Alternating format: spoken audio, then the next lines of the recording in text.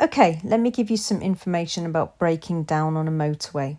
So if you cannot reach the next exit or service area because there's something wrong with your car, you're going to need to steer your vehicle onto the hard shoulder as safely as possible and try and get as far left as you can so you're away from traffic. If you're on a smart motorway, the emergency areas will vary in distance from each other, but try and get your car to one of those emergency places where the orange phone will be. Okay, so when you stop, switch on your hazard lights to warn other drivers that you've broken down. Make sure that your side lights are on if visibility is poor or it's nighttime. Don't open the offside doors, the right doors. Exit the car on the left. Warn your passengers of the dangers of the passing vehicles. Keep any animals inside your car. Ask your passengers to wait near the vehicle but on the embankment away from the hard shoulder and be behind any crash barriers if they are present.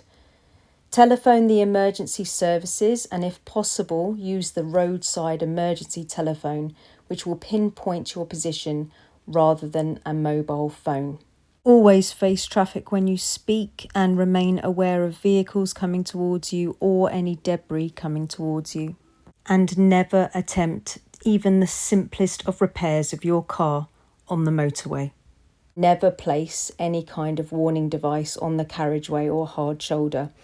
So in your theory, you would have been taught that you can place a warning triangle 45 metres away from your car when you break down. This is not expected or needed on a motorway. Do not do it. It's too dangerous to do it there.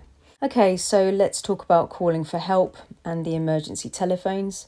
So police-controlled emergency telephones are on most stretches of the motorway at 1 mile intervals, and they're orange, and there's a picture here that you can see. Look for the telephone symbol and arrow on marker posts, which are 100 metres apart and along the hard shoulder. The arrow directs you to the nearest phone on your side of the carriageway. Walk to the telephone, keeping on the inside of the hard shoulder. The telephone connects you to police control. You'll be asked for the number on the telephone that you're using, which will give your precise location. They will ask you details of your vehicle and the membership details that you have for whichever breakdown people you're with, AA, RAC, Green Flag. And they will also ask you the details of the fault of the car as best to your knowledge. If you're a vulnerable motorist, such as a woman travelling alone, make this clear to the operator. You'll also be told approximately how long you'll have to wait. If you are forced to use your mobile phone because you're unable to use an emergency telephone, before you call, make sure that you're in a position to be able to give the police precise details of your location. So use the marker post on the side of the hard shoulder so you can identify your location and provide these details when you call.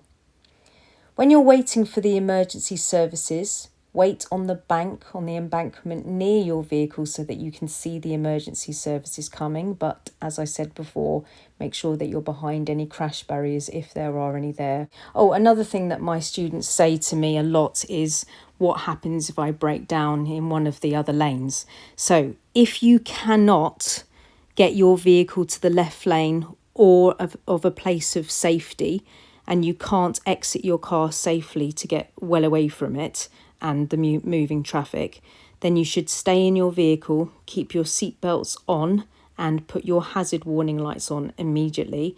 Call 999 immediately and ask for the police. If you have got an SOS button in your car, press that and ask for the police. To rejoin the motorway after the breakdown, so say for instance your car has been able to be successfully fixed at the side of the road, you need to use the hard shoulder to build up speed. So you need to drive in the hard shoulder and build up all that nice speed so you can enter and join the carriageway on the right safely. You need to indicate and watch for a safe gap in the traffic, indicate at the correct time, and be aware that vehicles, obstructions or debris may be present on the hard shoulder when you do this. Other things to consider: if you have any high-vis jackets, you can use those so you're more likely to be seen. If anything falls from your vehicle onto the motorway or any high-speed road, do not attempt to remove the obstruction yourself. Stop in a place of relative safety and call the emergency services on 999.